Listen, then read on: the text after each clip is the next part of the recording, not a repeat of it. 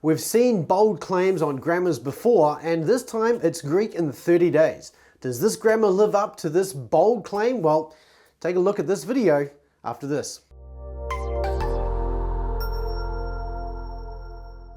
Hey, I'm DARRYL from Master New Testament Greek, here to help you with the tools, habits, and system to master the Greek of the New Testament. If you're interested in learning biblical Greek, then can I encourage you to subscribe to this channel? That way, every week I produce a new video and you'll be the first to find out about it. Hit the button below, the subscribe button, hit the notify bell, and don't forget while you're there to hit the like button as well. In this video, we're going to be looking at Larry Richards' Read Greek in 30 days. This is a pretty bold claim. It's not the only Greek grammar that has made this promise, but certainly it's one that it's got something unique about it. I'm going to unpack that in just a moment. But first, let's talk about what Larry Richards means when he talks about learning Greek in 30 days. Now, essentially, you can run this course, if you're a professor or teacher, you can run this course in a bunch of different ways. For instance, you could do this over a period of a whole semester where you basically, and this is what Larry Richards tells us in the introduction that he does, is 2 lectures per week plus a lab. So that's pretty much 2.5 hours per week, I would say approximately, of material to work through, maybe a little bit more, but that would be my guesstimate to what he's working on there. Or you could do this in 11 days, which is something he does over the summer, where basically you're spending 2.5 hours a day working through the material in each of the different sections of this over 11 days. And so you could do this really over 3 weeks essentially through the summer. Or you might want to take his approach to refreshing your Greek and go through the entire book in just 2 hours. And really, I think when talking about going through the whole book in just 2 hours, you're really focusing on the 8 minimums. And we're going to come back to those 8 minimums in just a moment. So having said that, then this book is really designed to be accompanied by a professor teaching and explaining the material in the book. And this is actually a really important point, because this means then that if you're a beginner and you're working through this on your own, you may find that many of the explanations are a little bit short, and you might want to, well, you'll need to really, in my opinion, you will need to accompany this with another grammar to give you more information on some of the points that he makes. And there's another reason why I think you'll want to use another grammar to go with this as well, and I'll talk about that in just a moment. Now, as usual in a beginning Greek grammar, you're going to learn the words that occur 50 times or more for the most part as you go through this grammar as well, at a rate of about 30 words per lesson. Again, if you're going to do this over 11 days, that's a pretty tall order, but most people aren't going to be doing that. So 300-ish words is what you're going to learn in this, which is pretty common and consistent with most other grammars. Now, really the key distinction of this grammar is what he calls the 8 minimums. Now, these are really a simplified set of paradigms which he's put together, and essentially what sets this apart is that these 8 minimums, these paradigms if you like, can all fit on a single piece of paper. Now that I find personally very compelling, because one of the challenges of learning paradigms is that often they will span over multiple pages if you're actually learning a consolidated set of paradigms at all. Some grammars don't even do that. They'll just have you repeat like every paradigm you find in every chapter, and there's no cohesion to them. And I really like that idea of really pulling the paradigms together so you've got a single paradigm or a small set of paradigms which you can revise and review, and that way really master them and learn them by just repeating them over and over.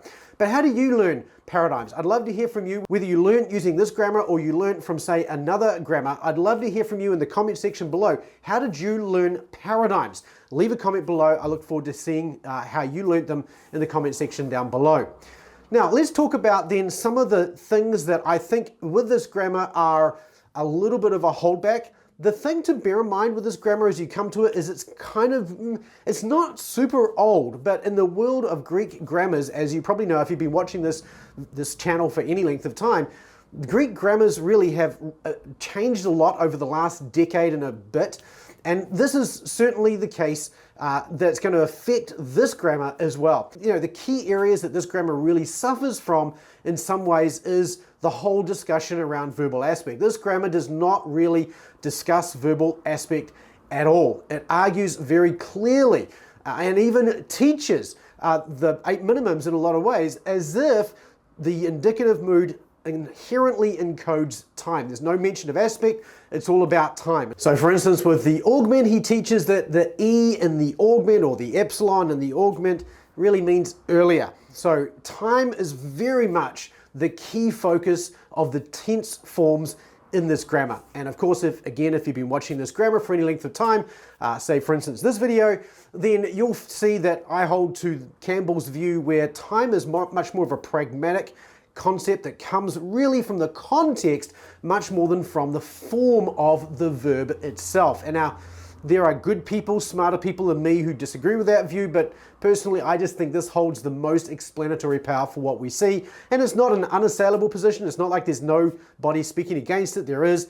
But I still believe that this is just the best explanation of what we see in the Greek of the New Testament, the Apostolic Fathers, and the Septuagint as well. So, time in the indicative, the view in this grammar is there's no aspect and it's all about tense forms in the time. In fact, even when you discuss the aorist, it's almost like the discussion at some stages suggests that the aorist is punctiliar. Now, I don't think he thinks that, but some of the renderings, the way he's worded some of the descriptions here, make it sound like maybe the aorist is punctiliar. Now, he refers to it as completed, but he uses this phrase point in time, and that's that punctiliar idea. And I think, again, this is probably an unhelpful way of talking about the aorist, and certainly doesn't represent modern scholarship when it comes to what the aorist is about, or most of the other tense forms for that matter as well. So the edition that I'm working from in this review is the revised edition, which was last published in 2011 and was republished in 2012. That's the edition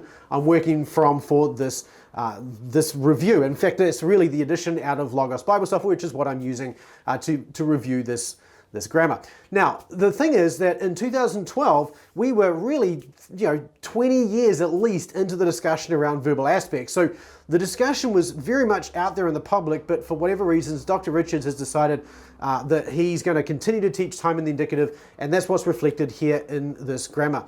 Now, when it comes to the middle voice, we don't have discussion around deponency. So that's really good, but the middle voice is taught as if it's a reflexive form. So, somebody does something for themselves and, and okay, that's better than deponency. But again, today, most grammarians would argue that the middle voice is not about reflexivity or deponency. It's actually about increased focus on the subject in the verbal idea of the verb. And I think, again, this doesn't really get enough attention or at least clarity from that point of view in this grammar. Now, one other thing that you do notice in this, just like he's renamed paradigms to minimums, so too Dr. Richards has renamed moods to modes. Now, I don't think he's unique in using this phrase for it, but given that most grammars today will talk about the subjunctive mood, it seems strange that you would talk about the subjunctive mode or so on. And so again, it's not a big deal. It's just something to be aware of as you go through. When he's talking about modes, he's talking about moods. And it shouldn't be too difficult, but if you've never come across the idea of a mood before, or if your students have learned using one, you're just going to have to explain that. It's not a big deal, but it's just one of those little things. So all in all, I think some of the reasons I've just outlined here are also additional reasons why you're going to want to use another grammar alongside of this one.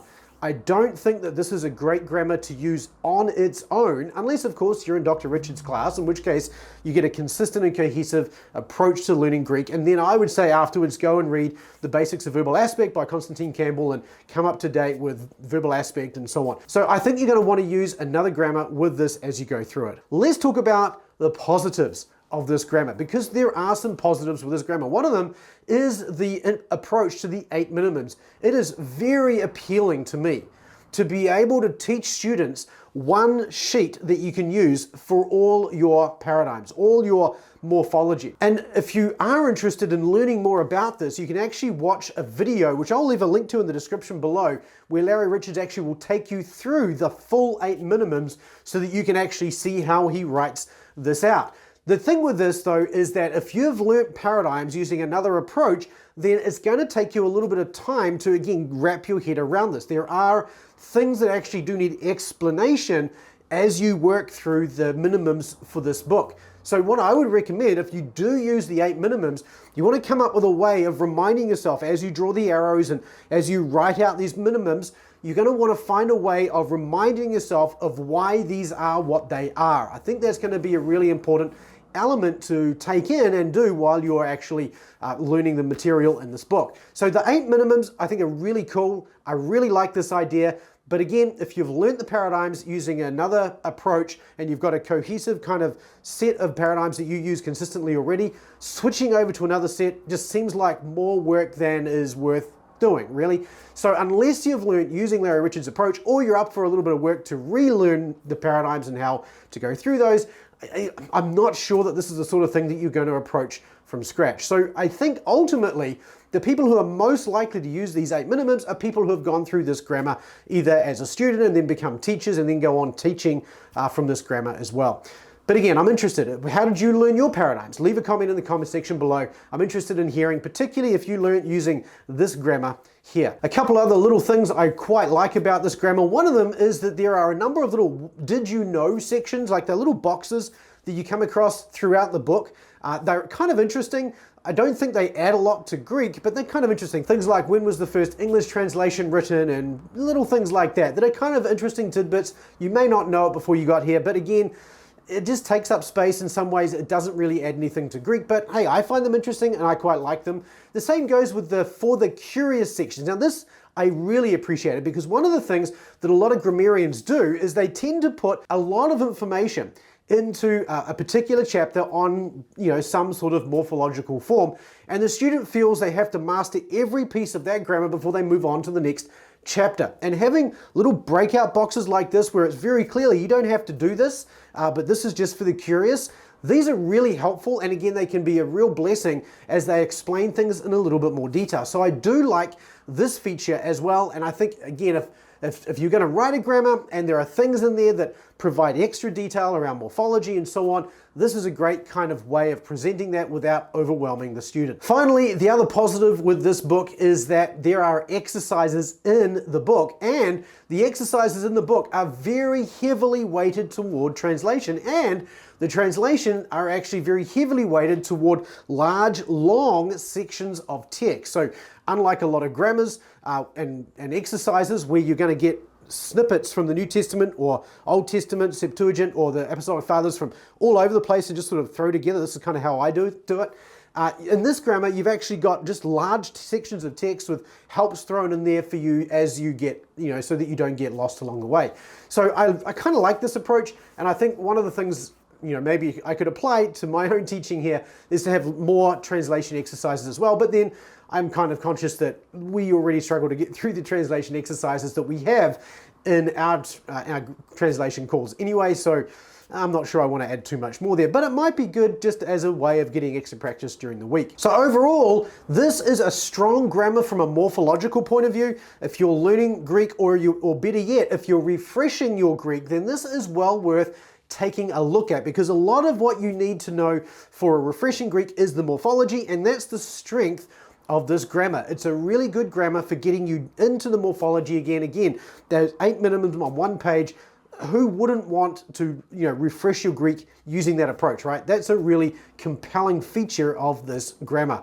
So that's a great feature, and again, that makes this grammar particularly ideal for refreshing Greek people, but for those of you who want to learn Greek from scratch, I don't think learning Greek in 30 days is exactly what you should expect to experience with this. I also think, for what it's worth, that you're probably going to suffer if you don't have either another grammar or some lectures to refer to as you go through this grammar. I think the amount of information in it is probably not quite enough to give a beginning Greek student what they need to be able to learn the material well. It would work fine as a classroom grammar, but not so much if you're going to learn Greek on your own. And finally, I think the biggest issue with this grammar is just the fact that the way it teaches the tense, time and the indicative, time in every form really. And I think this is really the biggest thing that would hold me back from recommending it to really anybody.